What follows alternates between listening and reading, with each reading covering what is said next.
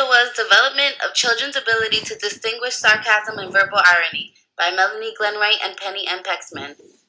And I'm Nayasia Nieves. So my research question was, when do children first become sensitive to the availability of a specific target as a cue to distinguish sarcasm and irony? When do children appreciate and understand the difference of sarcasm and irony? Main goal. The main goal was to investigate whether 5 to 6-year-old children and 9 to 10-year-old children distinguish between sarcastic criticisms and ironic criticism in order to examine the development of this distinction. Participants. There were a total of 71 5 to 6-year-olds, which were 34 boys and 37 girls, 71 9 to 10-year-olds, 41 boys and 30 girls.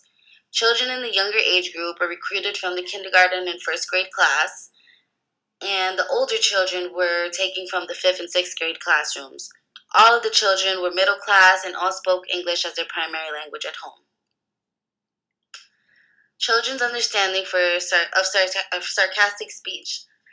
There is evidence that children begin to comprehend their sarcastic speaker's non-literal meaning and pragmatic intent to ridicule or to be mean around the age of 6.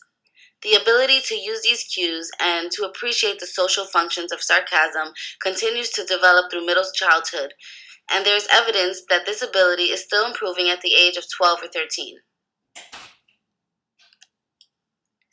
Measures. Each child watched a total of 9 puppet shows containing 3 non-literal criticisms, 3 literal criticisms, and 3 literal compliments.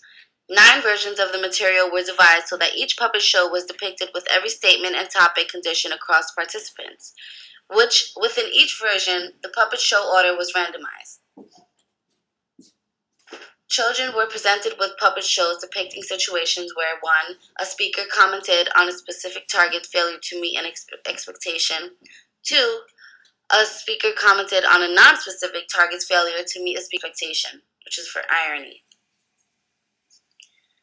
First, the children were asked to rate the speaker's attitude for sarcastic criticisms and ironic criticisms by indicating how nice or mean they viewed the speaker's puppet intentions to be making in the remark.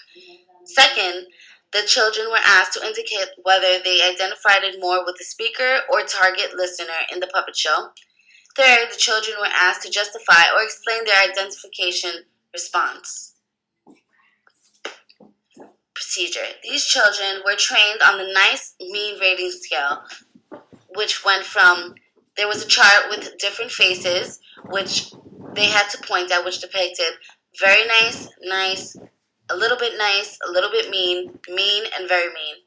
After each puppet show, the children were asked several questions with specific wording adapted to the relevant condition and show. For example, speaker belief question. Participants were asked whether the speaker meant that he or she to assess as whether children interpreted the speaker's statement as a compliment or criticism, such as when one of the speakers or the speaker said, when Mike said, "This is a great trampoline."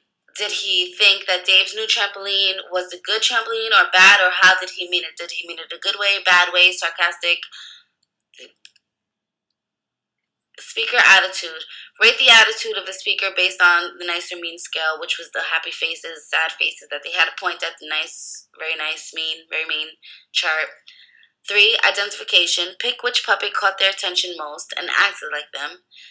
I don't know why they had to choose what they felt acted like them. But number 4, identification, justification.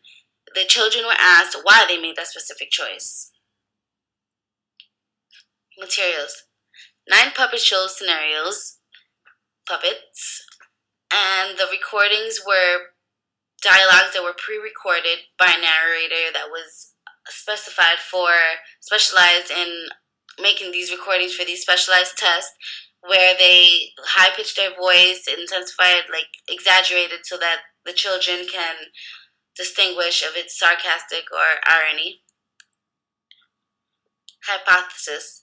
The children were not expected to be familiar with the terms sarcasm and irony, but rather that they would have other perceptions of personal and non-personal criticism. With emerging appreciation of non-literal language, they predicted that the younger children would not show recognition of this distinction between sarcasm and irony.